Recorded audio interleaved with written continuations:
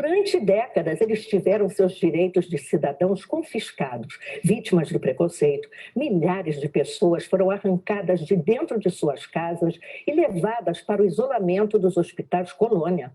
Ao longo dos anos, muitos morreram e outros foram abandonados pela própria família.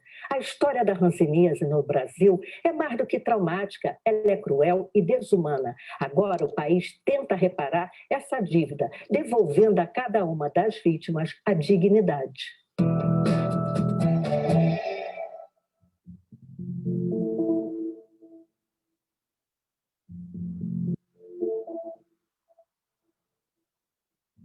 Tem dia que eu sonho com isso.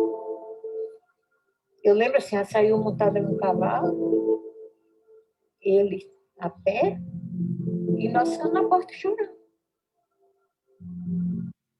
Eu lembro dessa cena.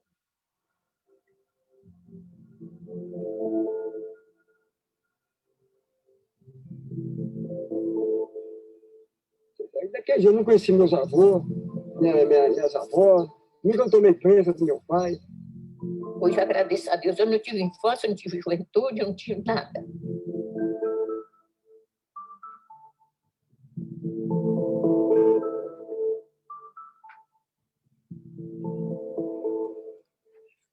Eu nasci aqui na colônia, Santa Isabel.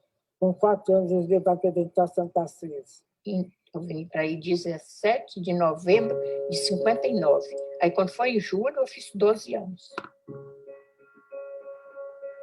E para eles nós era um animal, era filho de leprosos que eles falavam antigamente. Hoje tem como falar roncenias, né? Mas a gente era muito julgado. Quando falava leproso, doía mais na gente ainda. Eu não gostava de orfanato de jeito nenhum, porque quem nasce e vai para lá, ia para lá, é uma coisa. Mas eu já tinha a minha noção, né? Para mim era uma prisão. Tinha que ver a gente ali andando na linha com eles. Aquilo ali era tudo para eles. E aí, se a gente saísse da linha para o palmatório, comia.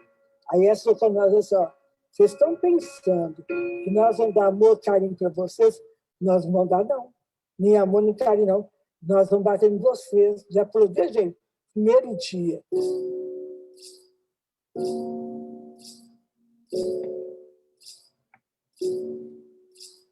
Toda vez que minha mãe ia lá, que a gente lá tinha um muro, e no muro tinha uma grade. Aí as mães ficavam de um lado e os filhos de outro. Deixava lá na frente todo mundo. Às vezes ele era meu pai, porque ele é seu pai, agora pode sair. Toda vez que ela ia, eu gritava: fica comigo, mamãe, tira eu daqui. E a resposta que ela tinha para mim era chorar.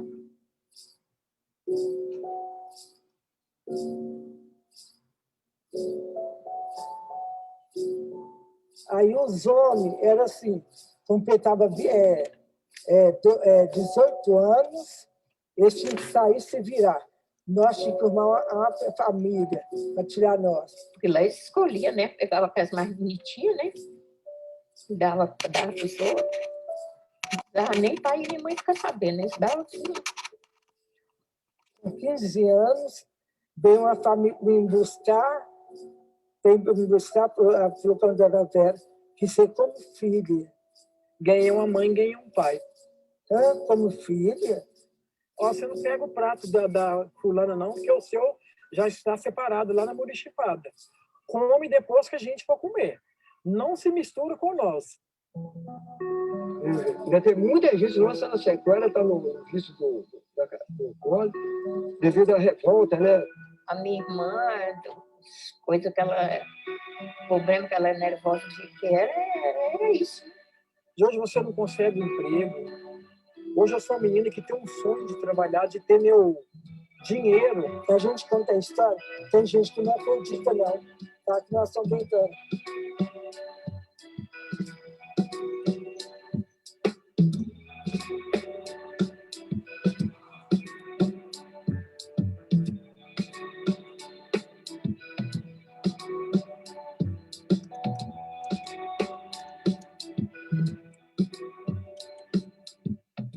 Se cria junto com a mãe, tudo, era diferente. Carinho de mãe sobre tudo, né?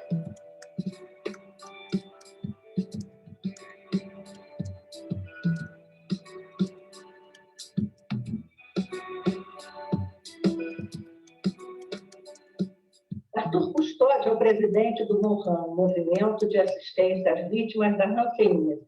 Ele vai conversar agora com a gente e vai falar como é que está a questão dos filhos dos rancenianos. Eles vão receber ou não ajuda do... Vou passar aqui mais 2 trechos rapidamente.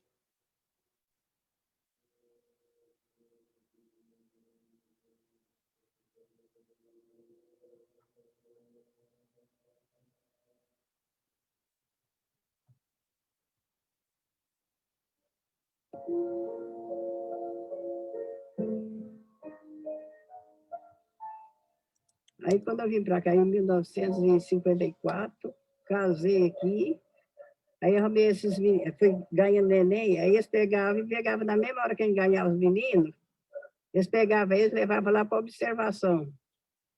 Não deixavam dar o banho aqui, carregava eles do jeito que nascia, já pegava e levava eles e levava para lá, para observação. A observação que eles davam o banho, levava para a creche lá no Horto, aí a gente ia lá para ver, nos começos, tinha um trem igual uma janela desse pro lado de fora. Eles traziam os meninos assim nos braços para mostrar para a gente. Aí passavam os tempos, quando a gente ia lá para ver outra vez, sei lá que a gente tinha morrido. Esses primeiros, 3 primeiros. 2 primeiros, que eu vou saber bem depois. Aí eles vão falar que ele já tinha morrido. Mas não avisava a gente, nem nada, só falava que tinha morrido.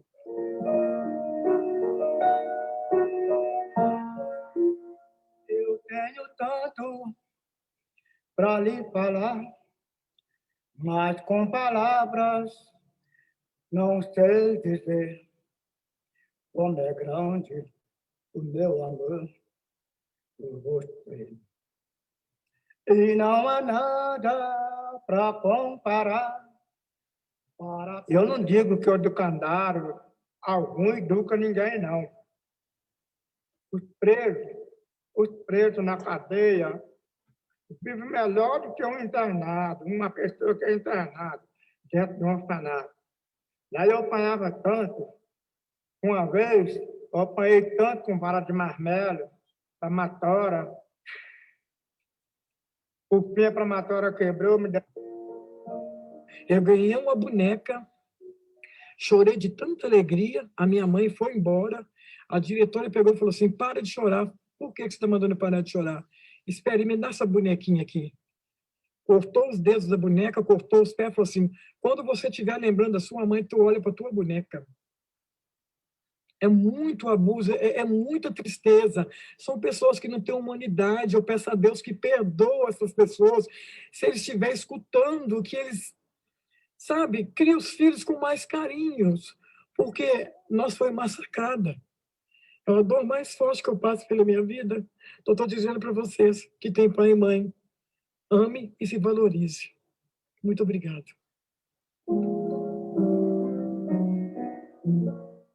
A gente está falando de pessoas ali que tem alguns de mais de 80 anos. A gente fala de uma política de segregação que persistiu séculos no Brasil, né? E, por outro lado, a situação de sofrimento causada... Pais atingidos pela hanseníase, isolados e internados compulsoriamente. Considerando a situação de sofrimento causada por condições extremas de marginalização,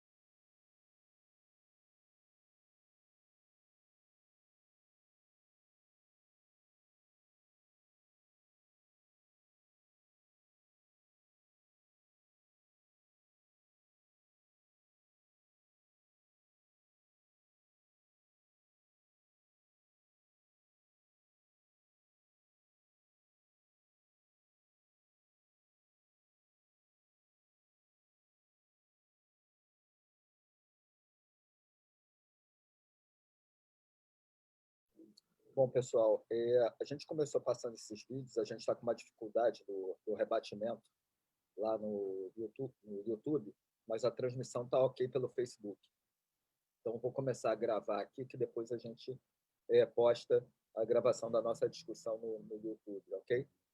Então, só para dar uma contextualizada, a ideia dessa discussão hoje é discutir sobre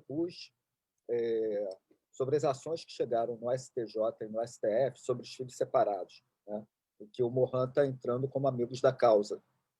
E aprofundar um pouco essa discussão. Na verdade, há um temor de que os juízes do Supremo achem que essa causa já está prescrita, que já está ultrapassado, já passou do tempo, né?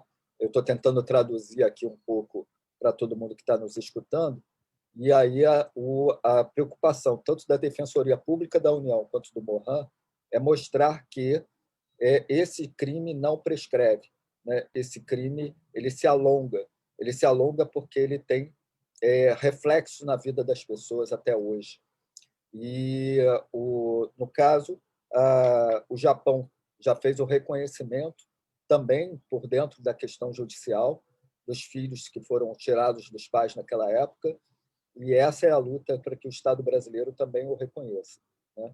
Então, eu gostaria de pedir ao Dr. Carlos Nicodemos, né, que é advogado voluntário da Rede Jurídica de Direitos Humanos do Mohan e membro da Comissão Nacional de Direitos Humanos do Conselho Federal da OAB, e o Dr. Pedro Peruso, que é advogado voluntário da Rede Jurídica e de Direitos Humanos do Mohan e professor da PUC de Campinas, pudessem estar conduzindo essa discussão, né, principalmente com os nossos convidados, né? E temos o Gustavo Zorteia, que é defensor público federal, com atuação no STF, o Bruno Arruda, que é defensor público federal, com atuação no STF, e também a gente tem a participação de filhos separados, como Edmilson Picanso, a Marli, né? E de várias outras juristas e estudantes que estão aqui conosco, que também vai ter um momento aberto para a participação e o apoio de vocês nessa discussão. Então, Carlos e Pedro, está com vocês a discussão. Então, Arthur, boa noite a todos, boa noite a todas. Primeiro, um cumprimento especial aos nossos convidados, que muito fraternalmente aceitaram estar aqui nessa noite, fazendo esta reflexão. O Dr. Gustavo Zorteia, o Dr. Bruno Arruda, defensores públicos da União, e que tem estendido a mão para construir os caminhos de defesa dos direitos humanos das pessoas atingidas pela hanseníase, e propriamente nesse tema relacionado aos filhos separados e à responsabilidade do Estado. Antes de nós começarmos os debates propriamente, dizer que o nosso objetivo aqui não é esgotar o tema, e nós sabemos que o direito ele não se esgota, ele traz, né, a sua nuance dialética, ele traz na ação a imposição da reflexão, mas aproveitarmos a oportunidade de fazermos uma sistematização de ideias que possam incidir diretamente nas nossas ações, especialmente aquelas que, nesse momento, tramitam no âmbito do STJ e no âmbito do STF, para um resultado em que, objetivamente, se reconheça o direito à reparação dos filhos separados em razão daquela ação perpetrada pelo Estado a partir da década de 50 e que resultou, inclusive, em etapas de reconhecimento por parte das violações extremadas que esse capítulo ou episódio da Agenda de Direitos Humanos no Brasil significa.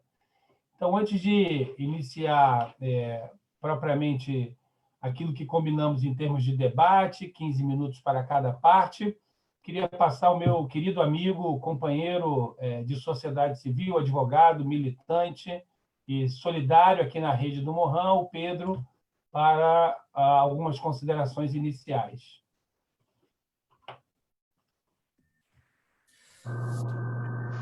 Olá, pessoal. Vocês estão me vendo? Boa tarde a todas e todos. Cumprimentar aqui todos os amigos do Morran, cumprimentar o Carlos, companheiro aqui de luta, com quem eu tenho aprendido muito, cumprimentar os colegas da DPU, né, o Bruno, o Gustavo, e dizer que esse debate é muito importante para a gente poder tentar esclarecer algumas questões que envolvem ações individuais, ações coletivas, e que envolve aí a luta dos filhos separados de pais com hanseníase. Cumprimento também todo mundo que está nos assistindo, e espero que seja uma noite aí de muito boa produção e de muito trabalho. Muito bem. Bom, dito isso, então, pela orientação aqui, o roteiro, a gente vai ouvir primeiro os nossos convidados, tanto o Dr. Gustavo Zortea e depois o Dr. Bruno, e aí podem decidir quem pode falar primeiro. Eu falo na sequência, depois o Pedro faz o fechamento e abrimos para perguntas daqueles que estão participando aqui no grupo conosco. Também dando uma saudação especial aos filhos, aos militantes do Morran, que aqui estão e também contribuem de maneira muito significativa e estratégica para essa reflexão jurídica. Então, começaríamos pelo Gustavo, Bruno. Vamos começar comigo, Dr. Carlos? Vamos lá. Podemos? Podemos. Dr. Carlos, eu queria começar agradecendo ao senhor pelo convite. Fiquei muito honrado de poder participar dessa conversa aqui. Queria mandar um abraço para todo mundo que tá aí na pessoa do senhor, principalmente para os filhos que estão ouvindo, que vão ouvir na sequência.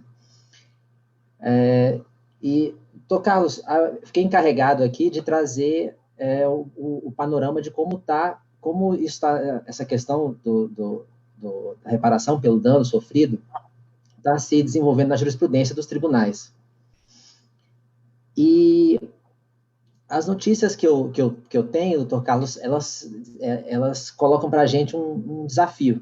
A gente tem que tomar as rédeas agora e a gente vão exigir da gente uma dedicação especial.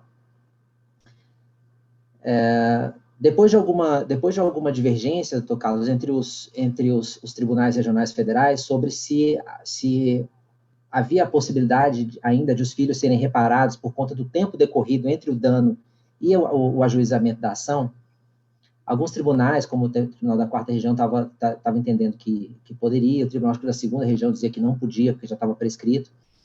Depois de alguma discussão, essas causas começaram a chegar no Superior Tribunal de Justiça.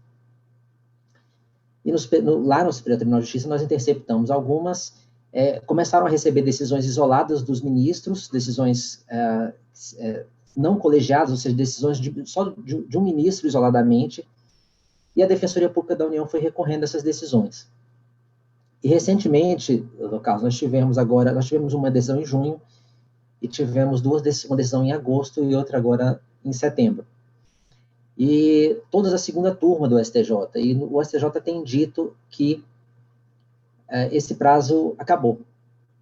O prazo era de 5 anos, contado se não da data da segregação, da data do atingimento da maioridade, da data em que eles tivessem completado os 18 anos. E a Defensoria vem insistindo ainda na tese, vem tentando demonstrar que é uma grave violação de direitos humanos, que ela não pode ser equiparada a um dano qualquer, a uma batida de carro, por exemplo, ou alguma outra coisa, algum dano simples. É um dano muito grave, é um dano que teve impacto na vida dessas pessoas, que durou muito tempo, vai durar muito tempo, e naquelas pesquisas que a gente cita nas nossas manifestações, a gente tenta demonstrar que isso impactou na formação de amizades, na formação, na educação, na edificação da própria personalidade das pessoas segregadas. Mas o Superior Tribunal de Justiça tem dito tentado, pelo menos, limitar a ideia de que não existe prazo apenas para aquelas indenizações de danos ocorridos durante a ditadura militar. E eles têm dito, por mais que a Defensoria tenha insistido, a segunda turma tem dito que naquela época da ditadura militar as pessoas não poderiam ir a juízo normalmente, as pessoas não podiam ir para o judiciário pedir esses danos, pedir essa indenização, e é por isso que naquela época, apesar de ser também uma grave violação, por isso que os danos causados por aquelas perseguições da ditadura militar, elas não teriam prazo. Essas decisões ainda não são definitivas, a Defensoria continua recorrendo, continua monitorando, continua insistindo, e para não deixar que isso vire o entendimento do país, e a gente tem levado 3 pontos que eu acho que são cruciais para esse debate no judiciário.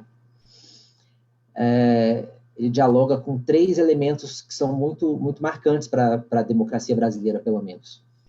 Uma das coisas que a gente tenta argumentar é que essa política violenta do Estado de segregar os filhos das pessoas doentes, ela era a política oficial do Estado.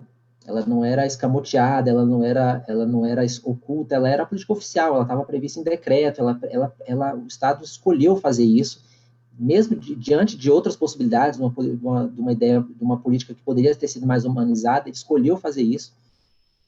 E tanto quanto a política de segurança pública, a política pública de segurança que o Estado adotou durante o regime militar.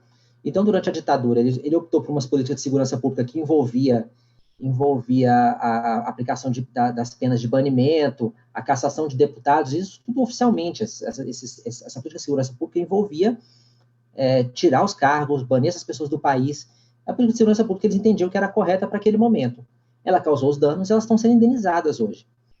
A política de segurança, a política de saúde pública para os rancenianos, ela causou dano, então, na nossa visão, ela também teria que ser indenizada.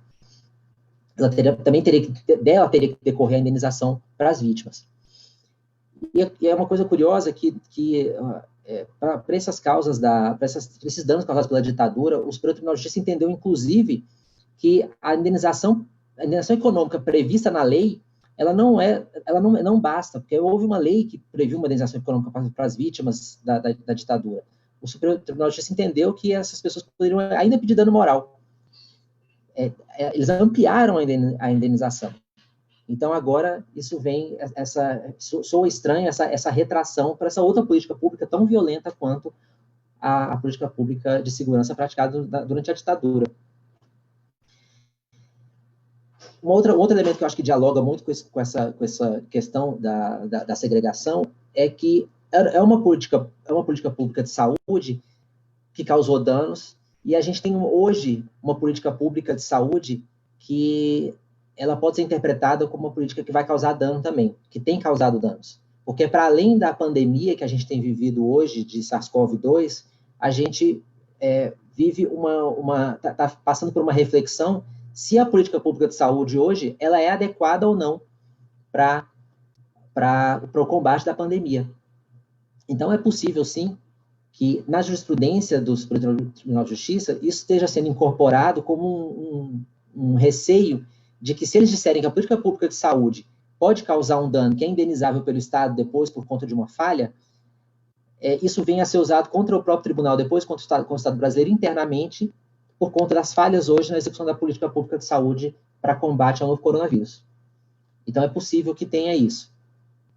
E um outro elemento que a Defensoria Pública tem insistido muito no debate da indenização, da imprescritibilidade dos danos causados aos filhos segregados, é a ideia de que o Estado brasileiro pode ser responsabilizado internacionalmente, especialmente pela Comissão Interamericana de Direitos Humanos, porque ela tem jurisprudência já consolidada de que a segregação de filhos não pode ocorrer senão por um motivo justificado. Ela tem que ser somente no melhor interesse da criança. E ela tem um entendimento também que a oposição de prazo para demandar o judiciário para ver essa indenização acontecer ela é um impedimento que não afasta a punição do Estado. Ou seja, o Estado é obrigado a indenizar essas pessoas, a não praticar. Se praticou, que indenize. E dizer que está prescrito o dano não afasta o Estado, não afasta a punição do Estado, não afasta a culpa do Estado de ter praticado isso. Então, o Estado deveria, sim, afastar a prescrição, afastar essa imposição de prazo para ajuizar a demanda, para permitir que essas pessoas sejam, sim, indenizadas. Então, é com esse cenário que a gente tem trabalhado hoje. A Defensoria Pública da União está monitorando os casos no Supremo Tribunal de Justiça, está tentando não deixar que esses 3 casos virem a jurisprudência. Nós temos 3 precedentes, todos da segunda turma, ainda há outros casos que estão na primeira turma do Supremo Tribunal de Justiça, e a Defensoria Pública vai seguir insistindo para tentar levar isso ao Supremo Tribunal Federal e para que lá essa discussão seja tomada sob a ótica constitucional e que ela, então, vamos tentar, inclusive, suspender esses processos pelo Tribunal de Justiça para fazer nele se aplique uma jurisprudência melhor do Supremo Tribunal Federal, uma mais alinhada à dignidade da pessoa humana, ao direito à indenização que está previsto constitucionalmente, e que reconheça a violência e o dano gravíssimo que foi causado às pessoas pela política pública de saúde para combate ou para prevenção à hanseníase. Eu vou, se eu permitir, eu vou deixar o Gustavo completar, porque o Gustavo tem as informações sobre como está no Supremo agora. Ok, obrigado, Bruno. Então, passamos agora ao Dr. Gustavo Zortea. Tem a palavra. Obrigado, doutor Carlos. Deixo aqui uma saudação a todas e todos que estão aqui presentes, que estão nos escutando. Agradeço também muitíssimo o convite. Para mim é um prazer estar aqui com vocês hoje, para expor também um pouco do que a Defensoria Pública da União tem feito e do que nós podemos trabalhar em conjunto a respeito deste tema. E assim, eu também havia me combinado com o Bruno dele fazer exatamente essa exposição que ele fez de forma muito brilhante, que é falar um pouco da parte teórica dos argumentos que a gente tem utilizado e dar um cenário de como isso está hoje no STJ. E eu fiquei um pouco encarregado de não me aprofundar tanto na parte teórica, que o Bruno já explorou muito bem, mas de dar um pouco do panorama de como está isso hoje no STF, e de como nós podemos pensar conjuntamente em medidas de advocacy, né? Vamos dizer assim, medidas que a gente possa estimular hoje esse tema dentro do STF. Medidas estratégicas seria a melhor palavra. Como é que nós podemos atuar estrategicamente esse tema hoje no STF? No STF, nós temos uma situação um pouco diferente do STJ, porque nós não temos ainda uma decisão definitiva, colegiada, vamos dizer assim, né, de uma turma ou do plenário do Supremo. Nós não temos ainda uma decisão definitiva, nós temos algumas decisões individuais de ministros que estão sob questionamento por recurso pela Defensoria Pública da União. Nós identificamos que subiram para o Supremo Tribunal Federal 6 processos discutindo justamente esse tema da imprescritibilidade, né, em favor dos filhos de hansenianos. Subiram 6 processos e um deles especificamente está num estágio mais avançado, que é o agravo em recurso extraordinário 1268-960, que está com o ministro Edson Fachin. Esse é o que está em estágio mais avançado, porque houve uma decisão monocrática desfavorável, né, do ministro. Nós fizemos um recurso e agora o processo já teve contrarrazões da União, então ele está prestes a ser submetido ao julgamento pelo colegiado, né, pela turma, pela segunda turma, no caso. E aí, agora nós estamos nesse momento de pandemia, há uma grande possibilidade desse processo ir também para julgamento pelo plenário virtual do Supremo, que é um plenário assim que não há propriamente um debate para que todos entendam, é um plenário em que simplesmente se coloca lá uma minuta de voto e os ministros concordam ou discordam desse voto. Não é, assim, um debate mais acalorado. Então, nós estamos com esse processo que é o mais avançado, que está, assim, já está pronto, vamos dizer assim, para ser submetido a esse julgamento, que vai ser um julgamento da turma do Supremo. Então, vejam que nós estamos, sim, num estágio, não estamos numa situação tão ruim quanto no STJ, porque no STJ já tem uma decisão de turma desfavorável, mas estamos prestes a ter uma decisão. E aí, por isso que até o Bruno mencionou no início, nós precisamos tomar as rédeas, essa foi a expressão que ele utilizou, ele tem toda a razão, porque é um momento já de, claro, planejar ações estratégicas, mas também de começar a agir. Porque, assim, o tema está posto e o momento de ação é agora, sob pena de nós não conseguirmos emplacar essa tese da imprescritibilidade. E o que nós precisamos nesse momento, então, em que há esse processo mais avançado, como eu falei? Nós precisamos, em algum desses 6 processos, e talvez principalmente nesse que está com o ministro Edson Fachin, sensibilizar esses ministros a que submetam esse tema ao que a gente chama de repercussão geral. Ou seja, para que seja submetido aos demais ministros para que deliberem sobre se há uma repercussão geral. E para que todos entendam, a repercussão geral é um reconhecimento, vamos dizer, de que esse assunto tem tamanha importância que ele transcende o interesse individual que está nessa ação específica. É um instituto pelo qual se reconhece que há essa transcendência, essa importância do tema para ser debatido pelo Supremo. Então, nós estamos precisando exatamente disso nesse momento, que algum desses ministros se sensibilize e diga, não, eu acho que esse tema é importante, eu vou submeter aos meus 10 colegas do Supremo para que eles definam junto comigo se, de fato, esse tema tem uma importância tamanha que ele, enfim, supere essa discussão de indenização em favor dessa pessoa específica que está neste processo.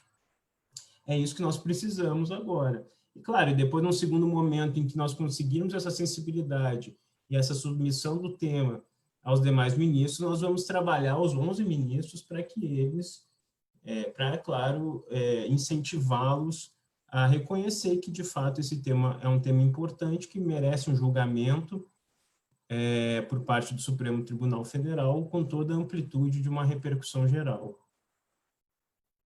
Então, esse é um primeiro ponto, que é, então, dizer o que nós precisamos neste momento. É um diagnóstico que faz parte, talvez, dessa nossa identificação da melhor postura estratégica a adotar nesse momento. Outro ponto que é importante nessa atuação estratégica é pensar em quais entidades poderão, nesse momento, nos apoiar.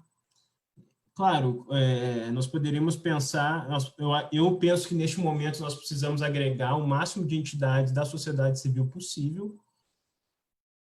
Nós já temos a participação do MORHAN em vários desses processos que estão dentre os 6, salvo engano, o MORHAN já pediu ingresso em 4 deles, até onde eu pude identificar, me corrijam se eu estiver errado, mas é uma postura importante porque o MORHAN vem para esses processos falar como o que a gente chama de amigo da corte, que é uma figura que contribui com o julgamento, né? Que vem e traz um pouco da vivência das pessoas que estão envolvidas nessa causa que está sendo debatida pelo Supremo.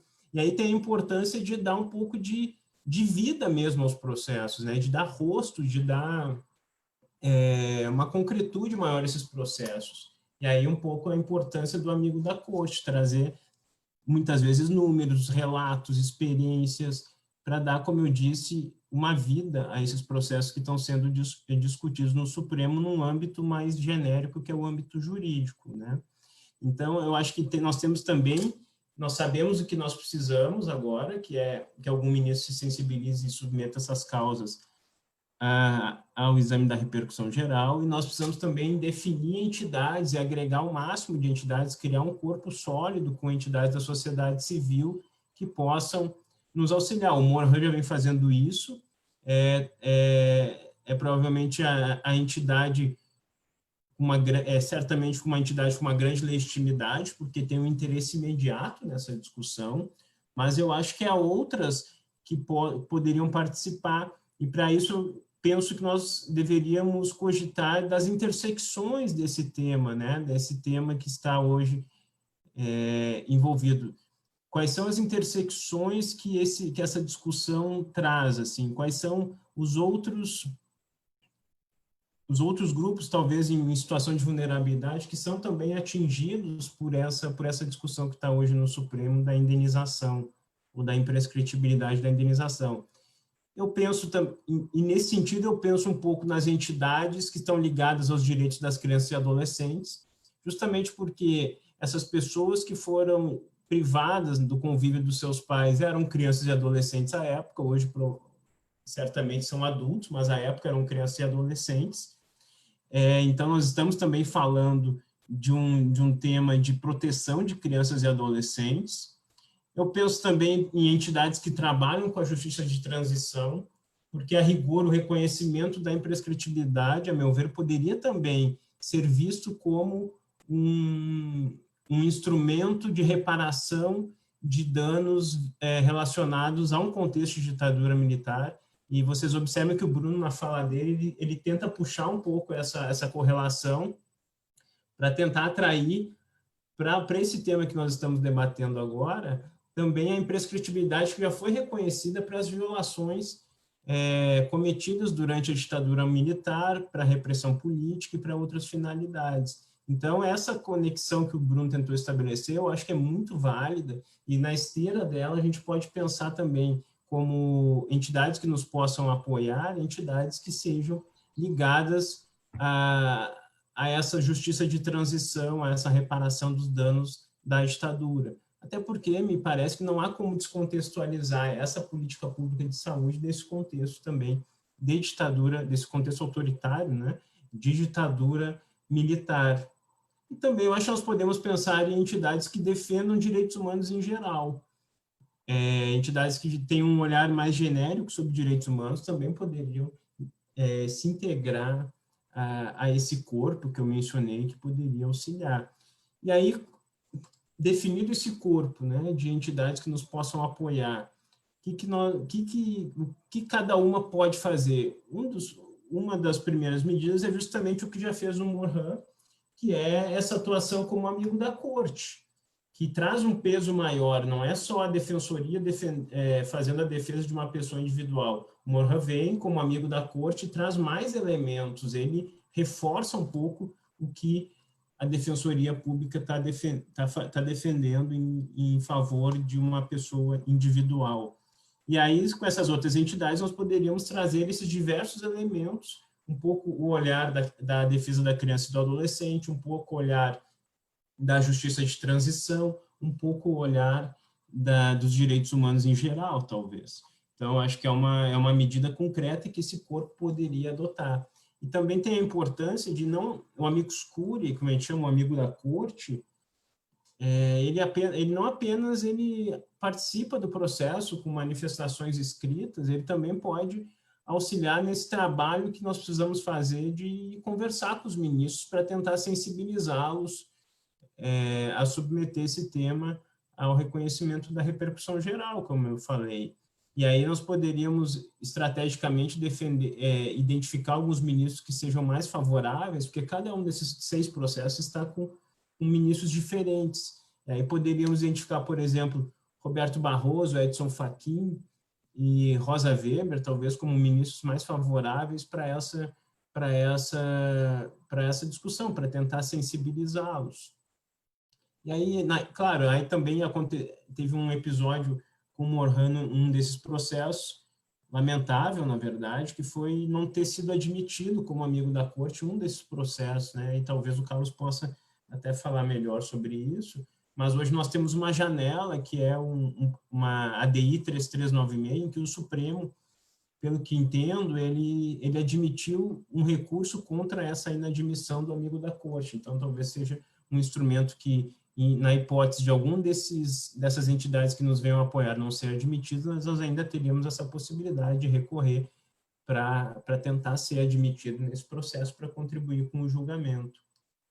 Um outro tema que eu identifico, é importante também, é o de que nós precisamos, nesse momento, pautar a mídia sobre essa discussão que está no Supremo. Me parece que o tema ainda está sob um véu de invisibilidade, de modo que a sociedade ainda não tem um pouco a ideia do que está sendo discutido no Supremo e da importância desse tema de que nós estamos tratando, que, como o Bruno falou, não é uma indenização qualquer, não é uma indenização por um dano qualquer. Ele até deu o exemplo de uma batida de carro, mas, na verdade, nós estamos falando de uma política permanente do Estado, uma violação permanente, oficial do Estado, por meio de uma política pública de saúde que ele adotava de forma consciente, né? E, enfim, e sistemática. Então, não é qualquer coisa de que nós estamos tratando aqui. Então, eu acho que é uma coisa que nós precisamos pensar também, começar a pautar a mídia sobre essa discussão que está no Supremo. E pautar a mídia inclui também pautar a mídia jurídica, né? Nós temos alguns locais especializados que tratam desse tema, mas tem um olhar mais específico para a questão jurídica, são sites como o Conjur, por exemplo, consultor jurídico, e aí eu acho que também nós temos que começar a pensar em artigos para esses sites jurídicos, para que a gente possa começar a movimentar esse tema, dada vamos dizer, a urgência da discussão que está para ser debatida, que está na iminência de ser submetida à segunda turma do Supremo. Uma outra ideia que me surgiu, e aí vendo esse vídeo que inaugurou essa live de hoje, nós precisamos pensar também em alguns parceiros no Poder Legislativo, que eventualmente possam também fazer algum contato com ministros do Supremo para dar um peso ainda maior para essas discussões. Então, trazer também um pouco o corpo político, né, principalmente parceiros de defesa de direitos humanos, o PAIN certamente seria um grande parceiro, e engajá-los também nesse trabalho que eu acho que precisa ser feito nesse momento e que é urgente. Eu acho, de minha parte, seriam essas as colocações. Eu penso que nós precisamos urgentemente traçar estratégias e executar. Nós precisamos de ação nesse momento, porque estamos muito próximos de um julgamento que eventualmente não vai ser tão debate, não vai se submeter a um debate tão grande, que são esses julgamentos virtuais. Eu acho que nós estamos nesse ponto, nós precisamos agir, precisamos de ações, e eu penso, assim, claro que isso é uma construção coletiva, que todos teremos que fazer, mas eu me propus a fazer essa fala mais propositiva, né, para nós pensarmos em conjunto em medidas mais imediatas que precisam urgentemente ser adotadas. Então, eu agradeço a todos pela oportunidade e também fico à disposição aí para ouvir, que é muito importante também para nós ouvirmos as pessoas que estão diretamente ligadas e relacionadas a esse tema que está sendo discutido no Supremo hoje. Agradeço. Muito obrigado. Obrigado, Gustavo. Ótimas contribuições, propositivas, muito bem norteadas e levantando os principais pontos e desafios nesse tema, né? Ou seja, nós alçarmos essa discussão ao tamanho que ela tem, né? Ou seja, dentro de um conceito de dignidade, de violação de direitos humanos, ou seja, ninguém está discutindo um direito a uma indenização propriamente dito, o que se pede é uma reparação, e a gente tem que pontuar esse conceito, é reparação. A gente tem aqui alguns comentários do Facebook, por exemplo, a Helena Bueno, né, dizendo: nós, filhos separados do Brasil, não queremos morrer levando para os túmulos as dores da alma, sem que antes o governo brasileiro peça desculpas e reparações para as desgraças que cometeram com nossas famílias e nossos filhos. A nossa luta é para que jamais se repita aqui no nosso país. Obrigado, Mohan, por todo o apoio. Então, a gente tem essa manifestação, tem outras que a Nanda está mandando aqui no nosso chat, a gente vai reproduzindo aqui. E antes de passar a palavra para o doutor Pedro, eu vou passar, então, a palavra para o Edmilson, né? E aí, o território falando e trazendo a sua percepção sobre esta questão. Então, Edmilson, tem a palavra. Prazer revê-lo. Prazer todo meu, doutor Carlos Nicodemos. Um grande abraço dos Filhos Separados do Brasil. Quero também externar meu agradecimento ao doutor Pedro Peluso, ao doutor Bruno Arruda e ao doutor Gustavo Orteia, por estar com a gente nessa luta. Uma luta que vai fazer agora 10 anos e que a gente não vai se cansar de estar insistentemente trabalhando em cima dessa questão. Quero me congratular com o nosso coordenador nacional, Arthur Custódio, e dizer que a gente, enquanto membro da Comissão Nacional dos Filhos Separados, se sente, às vezes, até frustrado pelo que escutamos agora, mas ainda temos muita esperança de que o STF e o STJ se sensibilizem com essa causa, porque, para mim, não tem como justificar o que não é justificável. A imprescritibilidade no crime de Estado, um crime de direito humano, um crime social e psicológico não devia nem ser cogitado pelo STJ e pelo STF. De qualquer forma, são os poderes que nós temos a nível de Brasil e a gente ainda confia, como filho separado, nos ministros e todos que estão colaborando com essa questão. É fato que a gente, há 10 anos atrás, levantou esse movimento a nível nacional. De lá para cá, fizemos dois dossiês, na verdade, um inicial e o outro secundário. Formamos a Comissão Nacional dos Filhos Separados, que hoje a Helena São Paulo também faz parte, Thiago Flores está com a gente. Fizemos, da parte do Mohan, várias manifestações a nível de Brasil, como sessões especiais em Assembleia Legislativa, audiências públicas, nas câmaras, e, enfim, essa é uma luta que não é só jurídica, também é política. E, depois de tudo isso, culminou na visita da relatora da ONU, que fez um excelente relatório acerca desse assunto.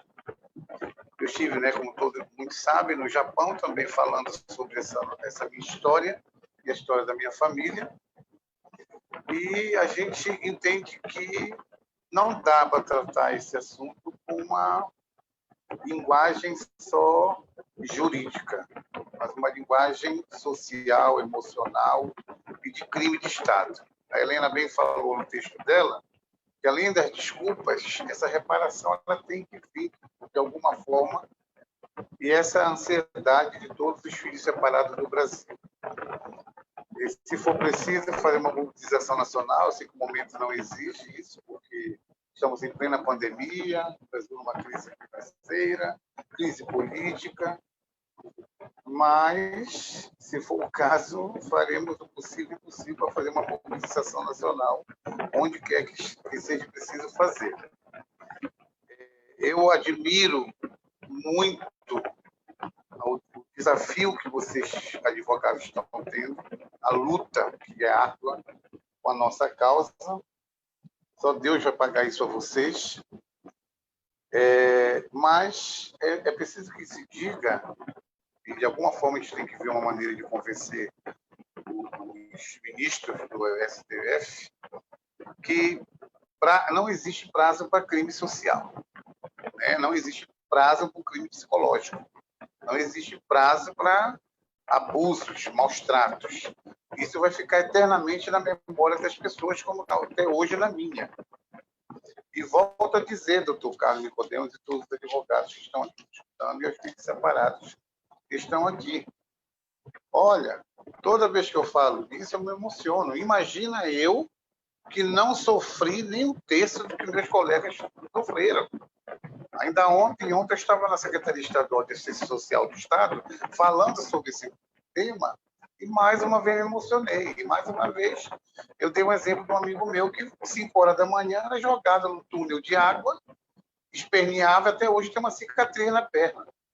Eu sei de casos dos questionários que o Mohan fez logo inicialmente com essa luta, que eu li, fiz questão de ler a historinha de cada um, e daria um livro, uma série ou um filme, né? Porque são coisas horrendas, absurdas, que eu achava que eu tinha sofrido no educandário. Então, imagina eu que não sofri 30%.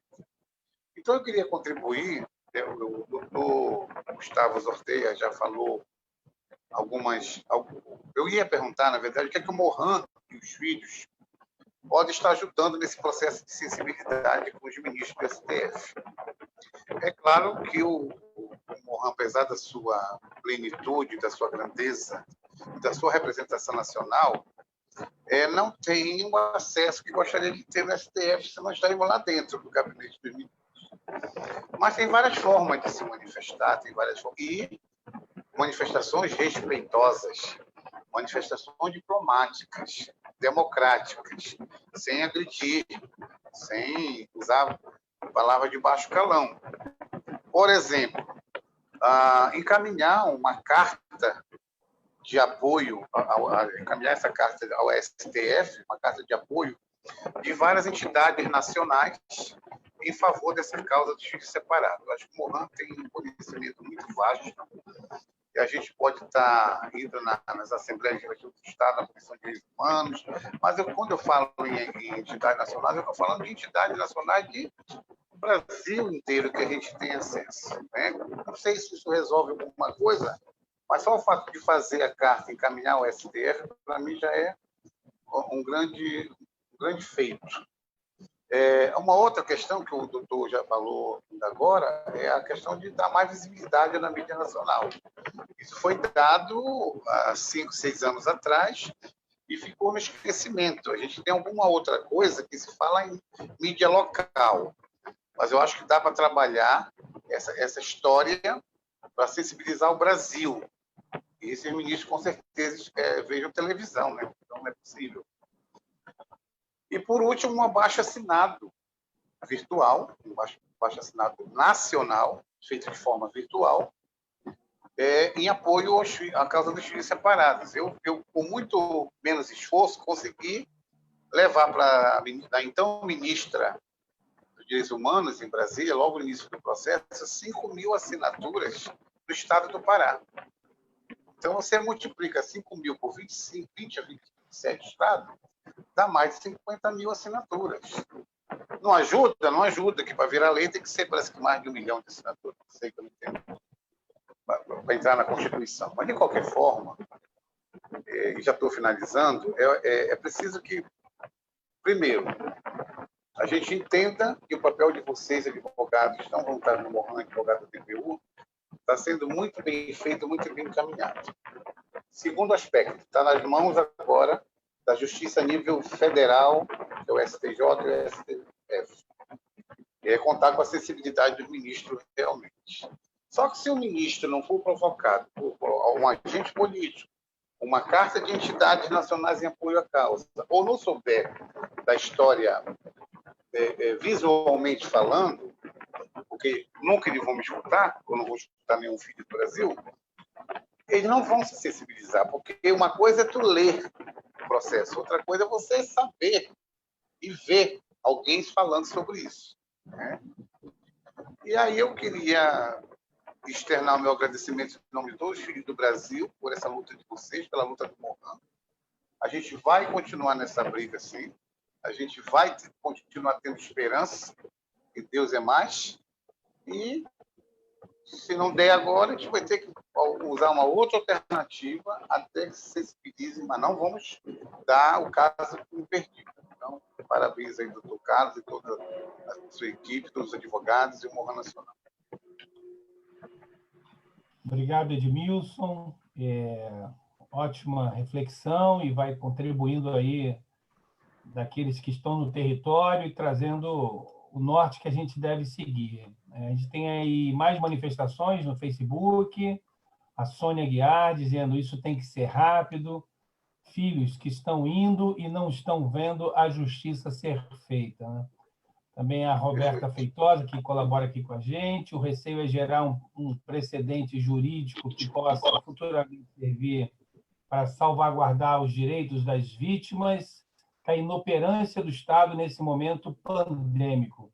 Um direito não deveria anular o outro. Bom, a Marli caiu, já está conosco novamente, então a gente vai convidar ela para trazer aqui as suas considerações como uma pessoa que fala do território e, em seguida,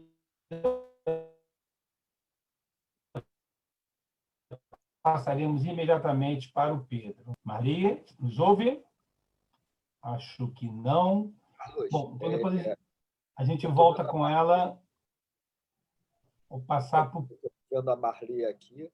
A Marli, que tem uma história bastante interessante, e podia trazer umas boas colaborações para a gente, mas me parece que ela não conseguiu habilitar o microfone. Tá. Está desabilitado, a gente pode ir adiante. Então, vamos lá. Então, passando para o meu querido amigo Pedro, doutor Pedro, para sua contribuição a partir das falas sobre esta perspectiva jurídica e estratégica de incidência, de advocacia e advocacy. Pedro. Obrigado, Carlos. Vou cumprimentar novamente todo mundo. Primeira vez que o Dr. Carlos me passou a palavra, não estava aqui totalmente preparado, agora eu estou presente.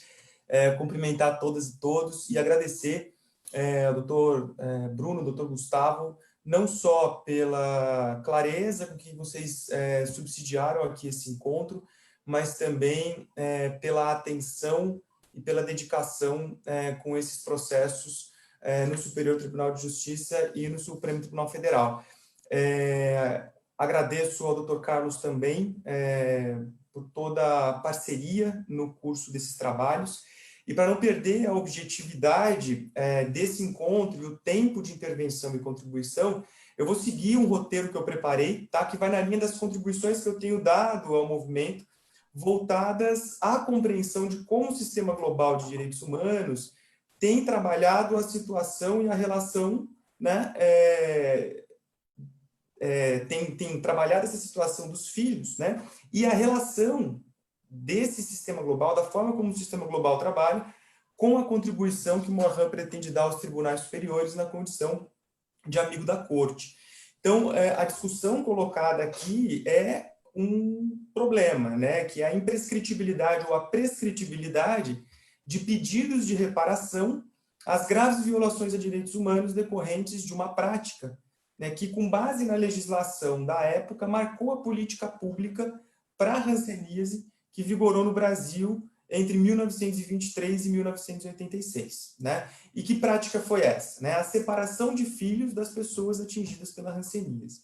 No entanto, para entender a dimensão, né, dessa prática, é muito importante a gente considerar que ela aconteceu no âmbito de outra prática, né, que marcou essa política, que foi a internação e isolamento compulsório de pessoas atingidas pela hanseníase, que, nos termos da legislação da época, mesmo tendo uma doença curável, tá, permitia a internação em verdadeiros campos de concentração de pessoas doentes e, prestem atenção, né, também das pessoas já curadas que tinham ficado com o que a lei da época denominava, entre aspas, estigmas impressionantes da lepra, ou seja, as lesões do corpo. Né? Então, essas duas práticas, internações compulsórias e separação de filhos dos seus pais, foram responsáveis por danos de difícil reparação. Né?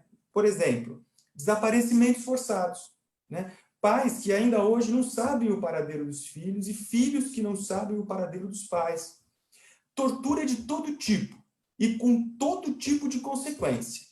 Desde lesões permanentes que, em interação com as barreiras sociais, configuram deficiência.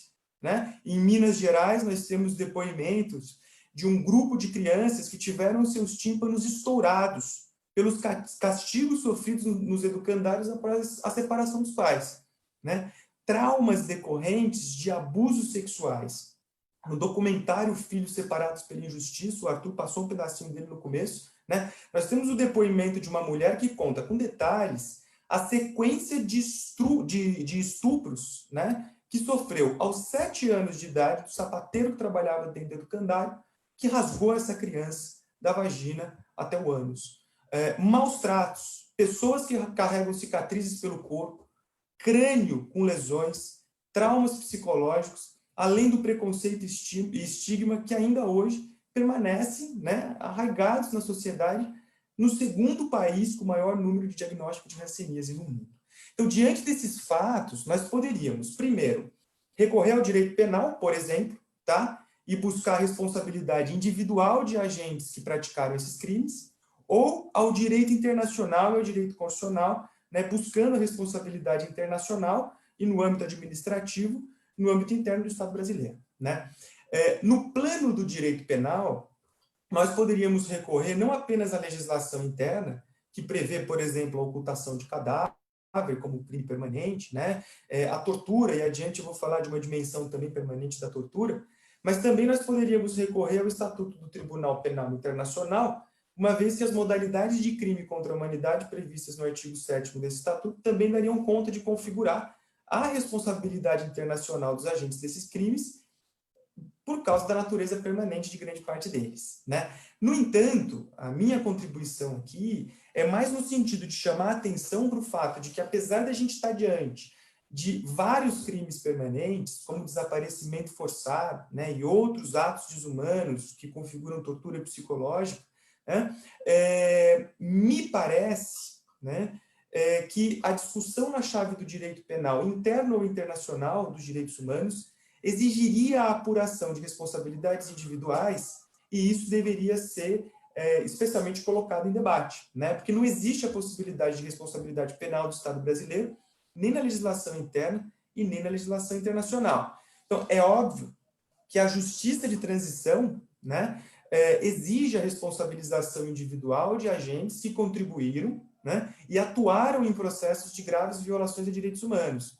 Mas no caso aqui dos filhos separados, né, especialmente olhando para os pedidos de indenização pecuniária em face da União, eu tenho a impressão de que a discussão na chave do direito penal não seria a que mais poderia contribuir para a tese da imprescritibilidade, porque nós ficaríamos dependentes, né, de crimes permanentes e da apuração de responsabilidade individual, além de considerar, particularmente, que o direito penal tem pouco ou quase nada a oferecer para o enraizamento da democracia em países como o Brasil, especialmente. Tá? Assim sendo, a minha proposta aqui vai no sentido da responsabilidade do Estado brasileiro, especificamente a responsabilidade derivada dos tratados internacionais nos quais o Brasil é parte, né? E antes de entrar especificamente nesses pontos, eu quero esclarecer que eu vou me referir somente a tratados e convenções incorporados pelo Brasil, tá? Nos termos da jurisprudência do STF, ou seja, após referendo do Congresso Nacional, após ratificação e após promulgação por decreto presidencial conferindo executoriedade interna a esses tratados, ok? Então, eu também vou fazer referência, tá, apenas aos organismos internacionais e ao âmbito das suas competências. Oi, lá pelo centro, atrás do celular. No âmbito das competências reconhecidas pelo Brasil, tá? Valendo o registro de que a incorporação ao ordenamento jurídico brasileiro e o reconhecimento da competência desses organismos sempre é consequência do exercício pleno da soberania nacional na medida em que passa pelo legislativo e pelo executivo, tá? Então, tendo foco na responsabilidade do Estado brasileiro, eu vou passar a analisar aqui os deveres que, soberanamente, eu quero repetir isso, né, o Estado brasileiro assumiu e como as graves violações praticadas durante a famigerada, entre aspas, política de profilaxia da lepra no século XX, cria ao Brasil, hoje, uma série de deveres que, em hipótese alguma, devem ser discutidos na chave da prescrição. No que diz respeito às diversas formas de tortura a que as crianças e também as pessoas doentes foram submetidas, a Convenção contra a Tortura, incorporada pelo Decreto 40 de 1991, estabelece um dever de reparação ao Estado brasileiro. Tá? O artigo 14 dessa Convenção fala o seguinte: cada Estado parte assegurará em seu sistema jurídico à vítima de um ato de tortura o direito à reparação e a uma indenização justa e adequada, incluídos os meios necessários para a mais completa reabilitação possível. Aqui um destaque para o fato de que reparação não se reduz à indenização em dinheiro, né? A responsabilidade assumida pelo Brasil, então, ao reconhecer esse dever de reparação no momento da incorporação dessa convenção, é permanente, gente, né? Não prescreve. Enquanto existir sofrimento decorrente de tortura, esse dever permanente com o Estado brasileiro e o entendimento dos comitês internacionais deixa isso muito claro, ok? Além disso, nós temos os desaparecimentos forçados de crianças que foram retiradas dos braços das mães logo após o nascimento. A Convenção Internacional para a Proteção de Todas as Pessoas contra o Desaparecimento Forçado, incorporada ao nosso ordenamento pelo Decreto 8767 de 2016, também fala de uma responsabilidade permanente do Estado brasileiro, né? O artigo 15 fala o seguinte: os Estados cooperarão entre si e prestarão a máxima assistência recíproca para assistir às vítimas de desaparecimento forçado e para a busca, localização e libertação de pessoas desaparecidas e, na eventualidade de sua morte, exumá-las, identificá-las e restituir os seus restos mortais. É disso que nós estamos falando quando nós falamos de filhos separados de pais com hanseníase. Não é só de indenização em dinheiro, né? E o artigo 24 dessa Convenção de Desaparecimento Forçado fala o seguinte: para os fins dessa convenção, o termo vítima se refere à pessoa desaparecida e a todo indivíduo que tiver sofrido dano como resultado direto de um desaparecimento forçado. Vocês já escutaram o depoimento de uma mãe que teve um filho arrancado dos seus braços? Apareceu no vídeo que o Arthur colocou no começo. Ou o depoimento de uma filha, como eu conheci em São Paulo, que conta a história do pai que, doente, foi morto a paulada ao tentar recuperar as filhas que tinham sido retiradas da sua esposa, também doente de hanseníase. O artigo 24 dessa Convenção sobre Desaparecimento Forçado diz que a vítima tem o direito de saber a verdade sobre as circunstâncias do desaparecimento, o andamento dos resultados da investigação e o destino da pessoa desaparecida. E diz que o Estado tomará medidas apropriadas a esse respeito. E aí eu pergunto, como é que a gente pode falar em prescrição diante de todos esses deveres ainda não cumpridos pelo Estado brasileiro? Então, retornando ainda aqui a essa convenção, o artigo 24 fala que o Estado deve tomar todas as medidas para procurar, localizar, libertar pessoas desaparecidas e, no caso de morte, localizar e devolver os restos mortais. Fala ainda que cada Estado deve assegurar que sua legislação garanta às vítimas de desaparecimento forçado o direito de obter reparação e indenização rápida, justa e adequada.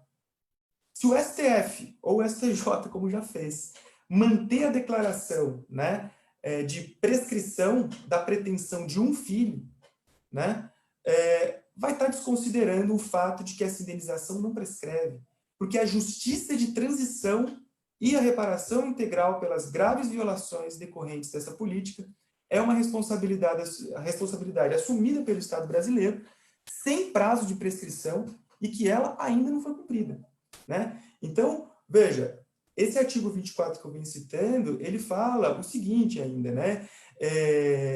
O direito a obter reparação, né, abrange danos materiais e morais, e, se couber, outras formas de reparação, como restituição, reabilitação de crianças vítimas de tortura, que hoje são adultos, satisfação, inclusive o restabelecimento da dignidade da reputação. Muitas pessoas foram viver em situação de rua depois da separação, muitas crianças, né? E garantia de não repetição, né? Então, veja, dentro da perspectiva de não repetição, não apenas na hanseníase, mas também pelo fato da mãe ser do candomblé, como aconteceu em Araçatuba, aqui em São Paulo, há pouco tempo, pelo fato de a mãe ser vegetariana, como aconteceu em Foz do Iguaçu, ou pelo fato da mãe ser pobre ou negra, como tem acontecido pelo Brasil afora. Então, ainda que o Brasil não tenha reconhecido a competência do Comitê contra a Tortura para recebimento de denúncia de Estado contra Estado e de indivíduo contra Estado, reconheceu a competência do Comitê prevista na Convenção para receber e apreciar relatórios dos Estados, elaborar relatórios anuais, bem como a competência do Subcomitê para a realização de visitas periódicas, né? Então, considerando essas torturas, já encaminhando para a minha conclusão, né, considerando que essas torturas desencadearam lesões permanentes que, em interação com as barreiras sociais, configuram deficiência, na medida em que impedem o exercício da cidadania em iguais condições com outras pessoas, porque ensurdeceram crianças, porque criaram traumas psicológicos profundos em muitas dessas crianças, na fase adulta, afundadas em depressão, tiveram dificuldade para procurar emprego, para conseguir estudar, né? Muitas, ainda hoje, muitos adultos ainda fazem uso abusivo de álcool e outras drogas.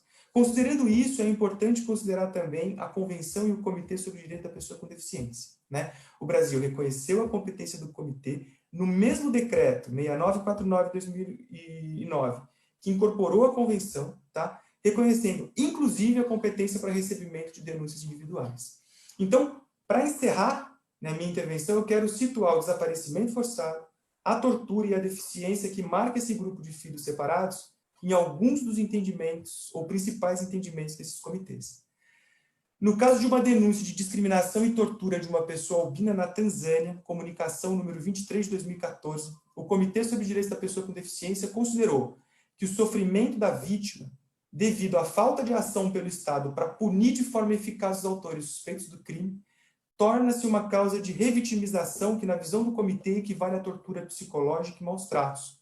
Nesse sentido, o comitê considerou que, nas circunstâncias do caso, a Tanzânia violou o artigo 15 da Convenção sobre o Direito da Pessoa com Deficiência e ainda fez referência ao parágrafo 13 da Recomendação Geral 20 de 92 do Comitê de Direitos Humanos da ONU, que, por sua vez, atribuiu responsabilidade ao Estado, inclusive por tortura praticada por particulares, e não apenas por agentes públicos, e também fez uma referência à deliberação do Comitê de Direitos Humanos num caso de desaparecimento forçado contra a Bósnia e Herzegovina, em 2010, em que ficou registrado que a angústia e sofrimento causado à família da vítima pela incerteza contínua resultante do desaparecimento da pessoa em questão configura violação ao artigo 7º do Pacto de Direitos Civis e Políticos, que trata da proibição de tortura. Então, por fim, a observação geral número 3 de 2012 do Comitê contra a Tortura fala que o comitê considera que o termo reparação, empregado no artigo 14 da Convenção, abarca os conceitos de recursos efetivos e ressarcimento. Assim, pois, o conceito amplo de reparação compreende a restituição, a indenização, a reabilitação, a satisfação e as garantias de não repetição, e se refere a todas as medidas necessárias para obter reparações pelo descumprimento da Convenção.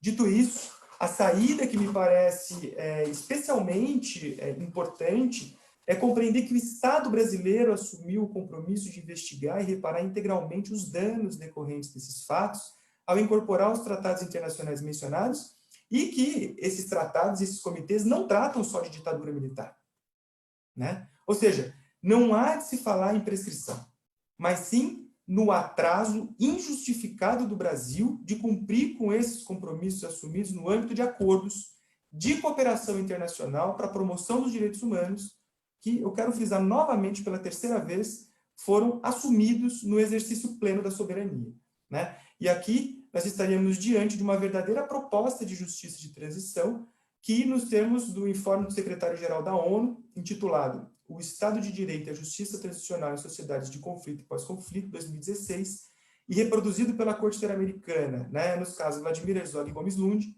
é o conjunto de processos e mecanismos judiciais ou extrajudiciais associados com as intenções de uma sociedade em resolver problemas derivados de um passado de abusos de grande escala, com diferentes níveis de participação internacional, devendo compreender o ressarcimento de pessoas, a busca pela verdade, a reforma institucional, a investigação de antecedentes, entre outras medidas para não repetição. O doutor Gustavo falou, ou o doutor Bruno, não me recordo, que existe uma discussão sobre se a política de atendimento à pandemia está sendo adequada.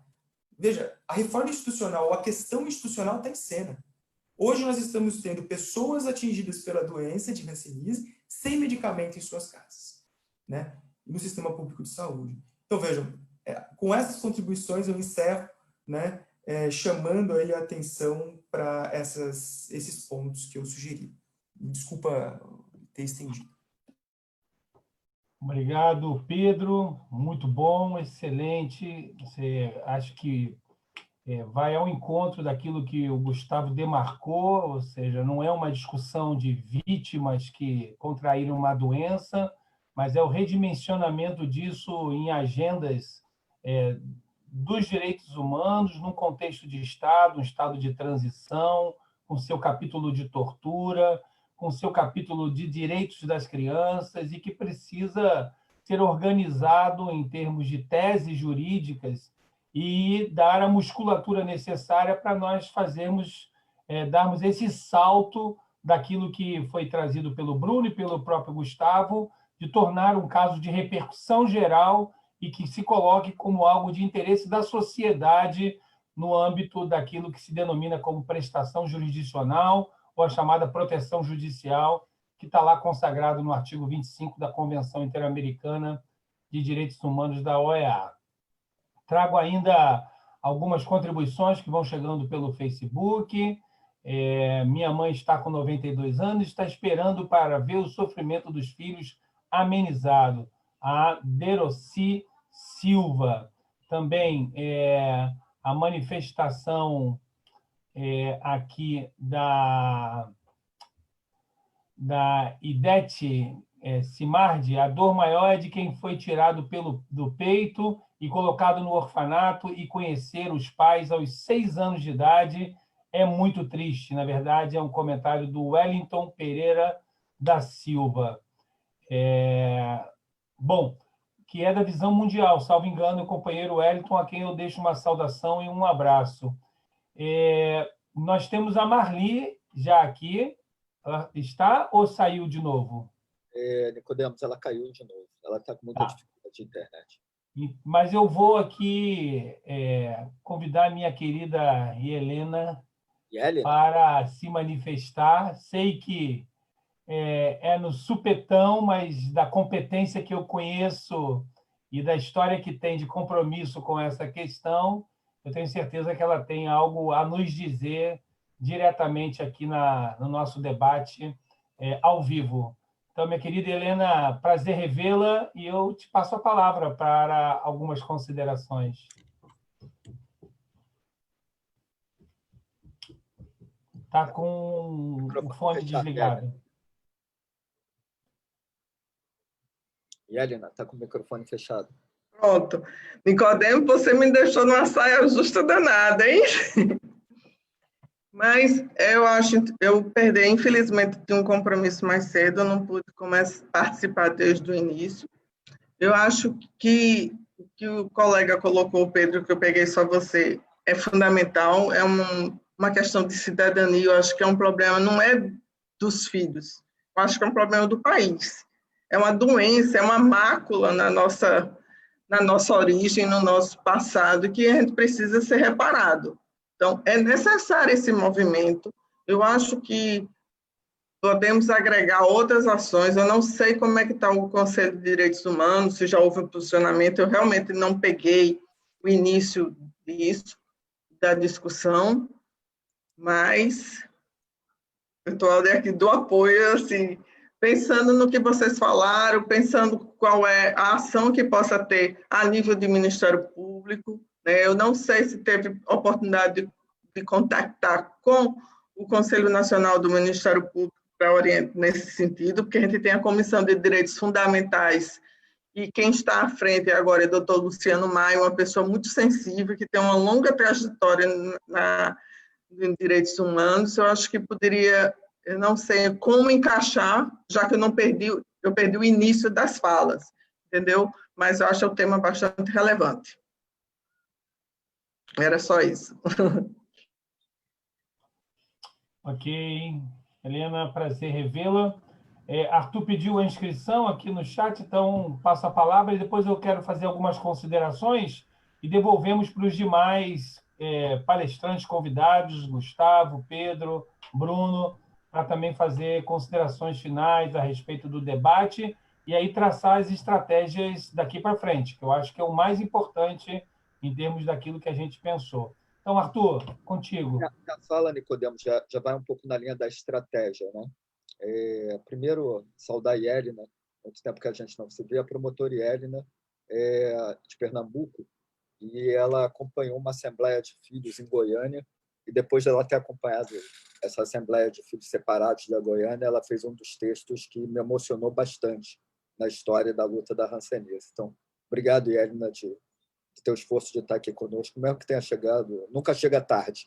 Acho que você também pode, com certeza, contribuir aí principalmente numa linha que o Dr. Gustavo Zortea colocou, que eu acho que pode ser bastante interessante, que é a ampliação de parceiros nesse momento para agregar nos processos que estão no STJ e no STF. Né? E é nessa linha, Zortea, que eu acho que eu vou. Assim, tem um monte de manifestações no Facebook que depois a gente vai encaminhar, a gente vai ter que depois substituir os vídeos, tanto no Facebook quanto no YouTube, mas até porque o YouTube saiu sem som, uma boa parte, e aí a gente vai pegar as manifestações, salvar as manifestações lá, encaminhar para você e para o Bruno, antes de substituir os vídeos. Né? E as colaborações elas estão impressionantes.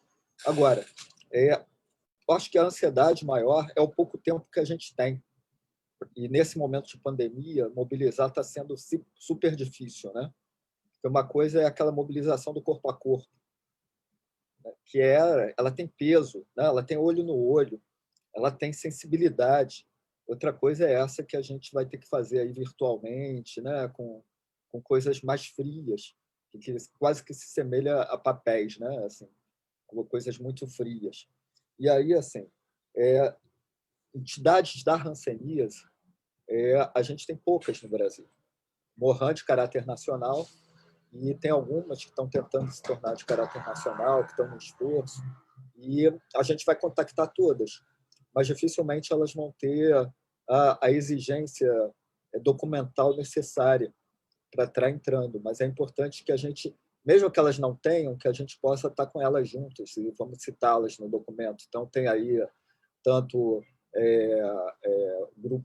um grupo em Brasília, né? O Gamá em Brasília, tem a Rede Rãs, que é da academia, tem oh, meu Deus, agora falhou a memória, da nossa companheira Tereza Oliveira, lá de São Paulo, que é filha separada. Né? Enfim, a gente vai acionar. Acho que a gente tem que acionar as entidades de direitos humanos. Acho que o Carlos Nicodemos, o Pedro podem ajudar bastante nisso. Assim, a gente entrar no campo dos direitos humanos, de repente, uma manifestação do Conselho Nacional de Direitos Humanos, ver se a gente consegue. Isso não é difícil da gente conseguir. Tentar... Acho que criança e adolescente, acho que o Carlos também tem aí uma boa participação. Não sei se Helena poderia nos ajudar nessa manifestação do Conselho do Ministério Público ou de outras entidades associadas. Acho que tem a ANPASA, Associação Nacional de Promotores da Saúde, tem a própria Associação de Promotores do Idoso, já que a gente está falando também, a gente fala de filhos separados, mas uma boa parte deles são idosos. Então, como teu campo de atuação é idoso, de repente, ter essa manifestação pode ser poderosa também, nos auxiliar nesse processo de reparação. Enfim, eu acho que essa dica, viu, Zortea, ela é muito, muito importante. Eu acho que também trabalhar nessa questão dos artigos, parceiros legislativos, vamos ver o que a gente pode atuar. A gente está aí tentando fazer a liga de enfrentamento da hanseníase, né?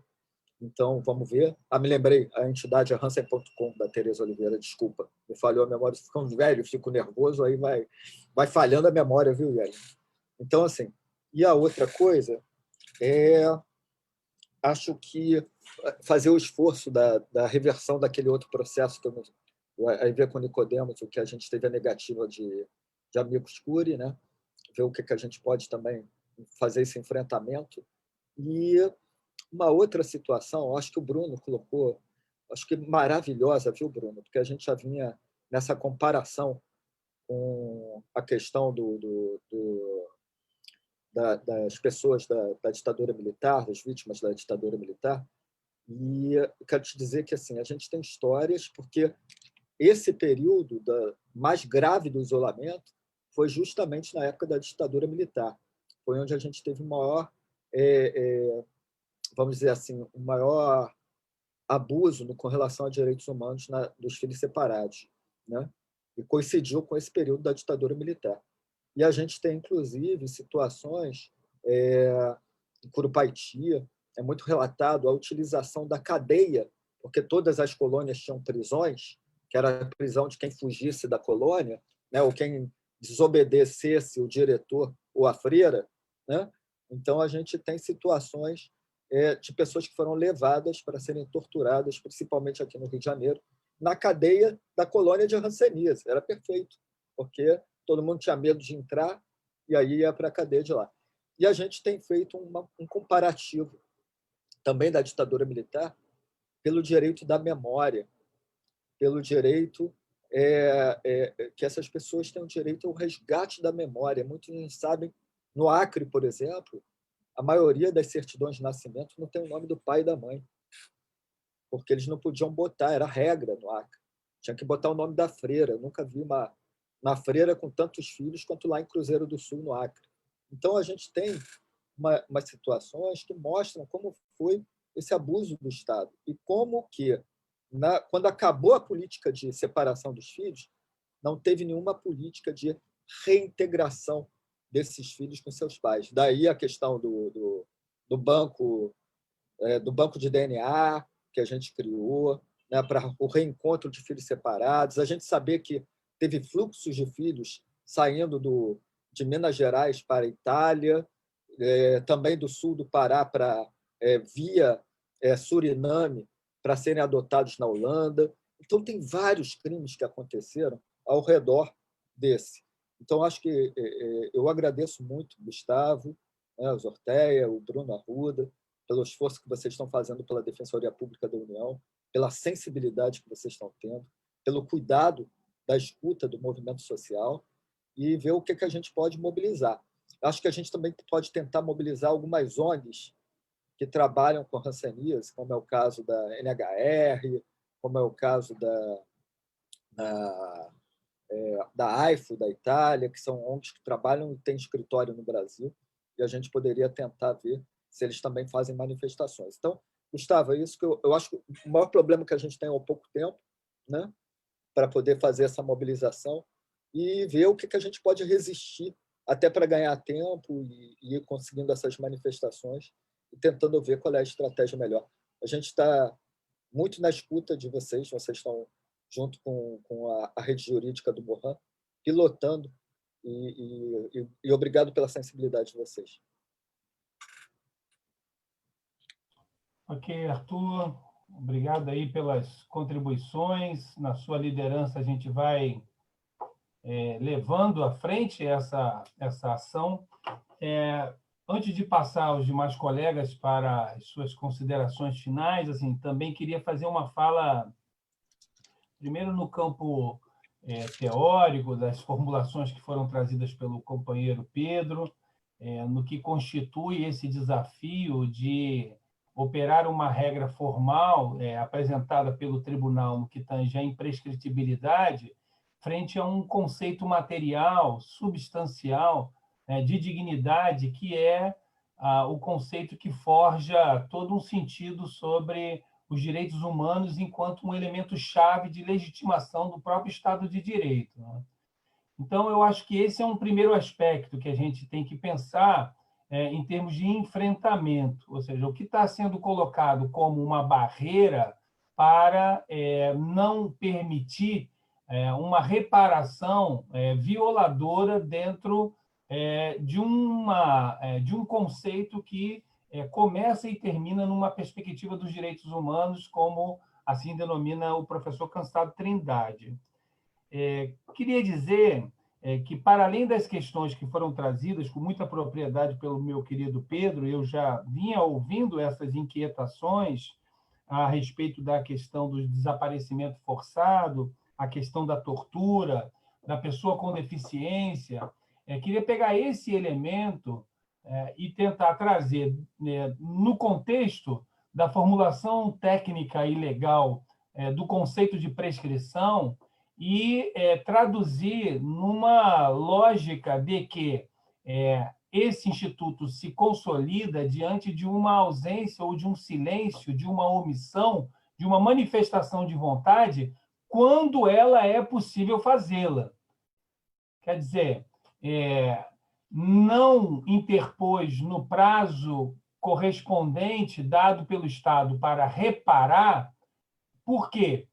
Porque não teve condições de fazê-lo. Se nós pegarmos o perfil, traçarmos o perfil, traçarmos o retrato em preto e branco das pessoas que foram afetadas pela hanseníase, como está colocado aqui no chat, alguém com 92 anos que espera essa reparação.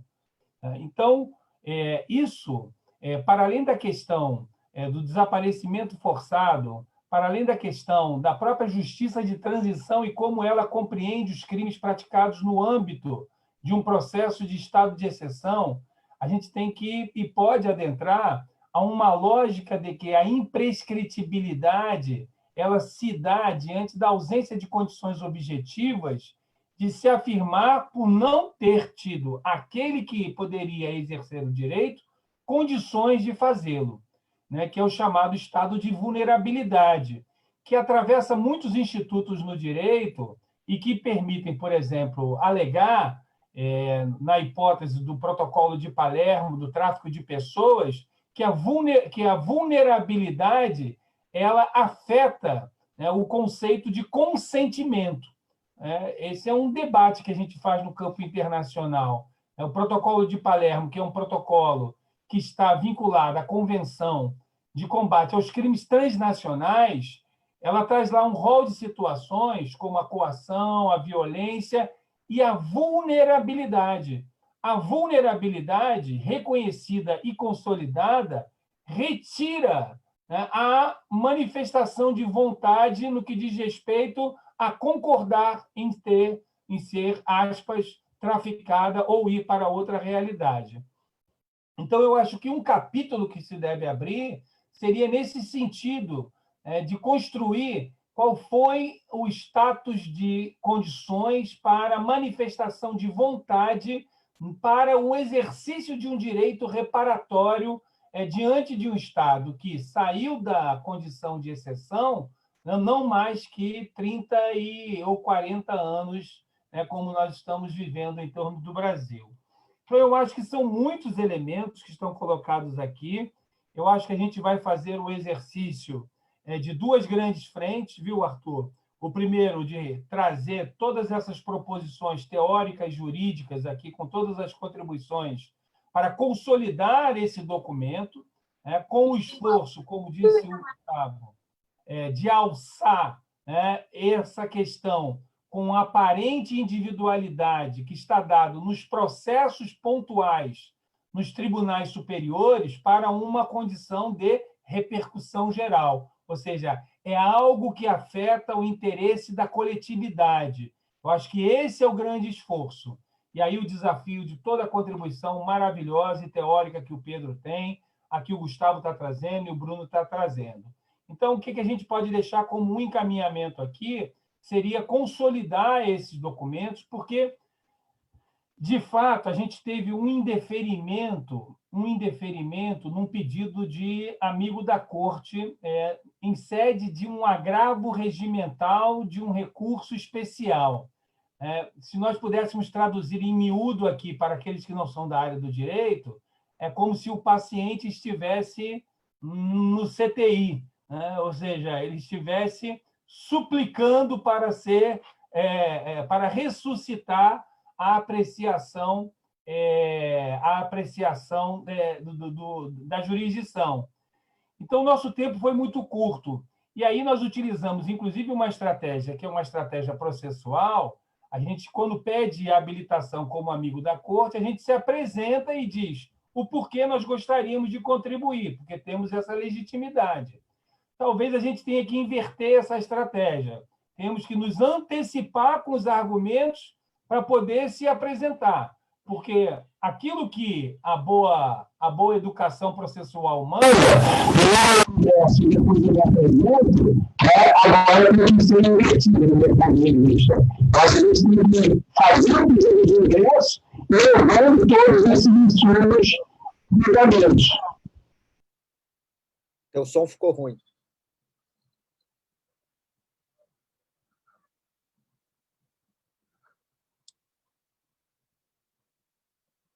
Oi, Carlos. Está sem microfone agora. Melhorou agora? Melhorou? Melhorou. Bom, quero resumir, então, fechando isso. Então, o encaminhamento, eu vou deixar para dar um encaminhamento depois.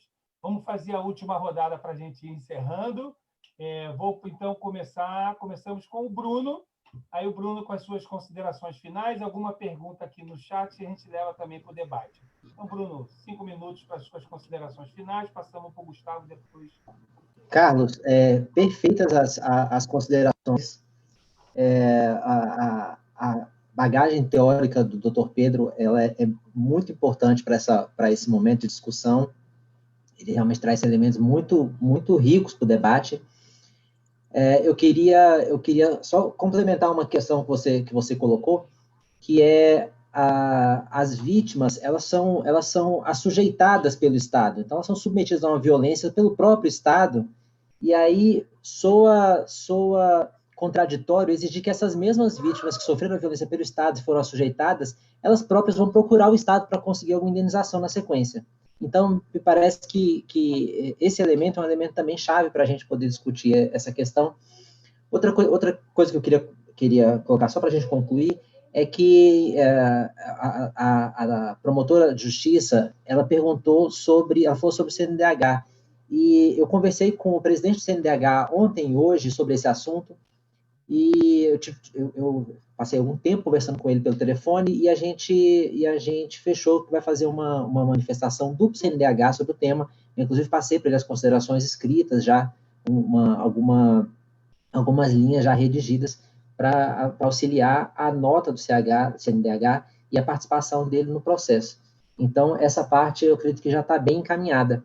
Pelo menos a gente conseguiu avançar e conseguiu esse apoio da instituição.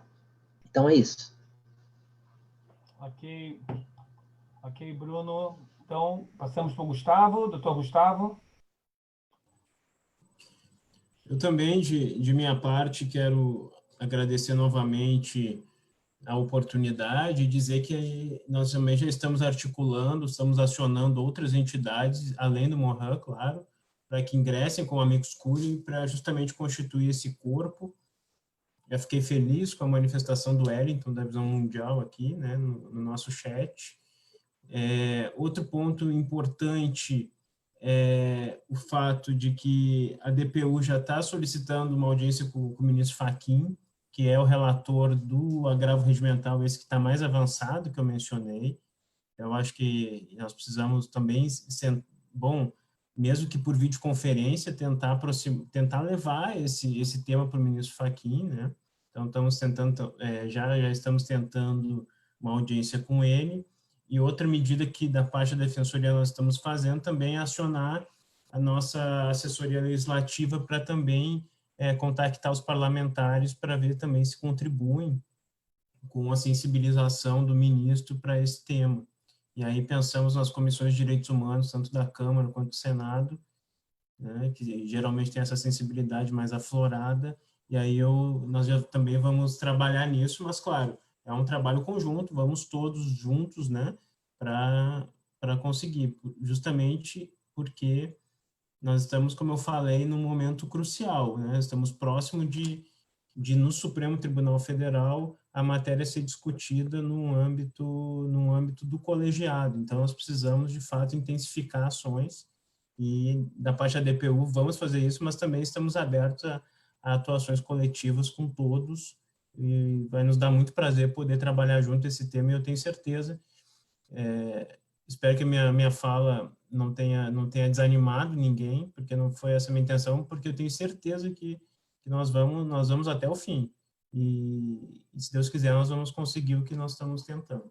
Então, agradeço a todos e deixo uma boa noite. Obrigado, Gustavo. Pedro?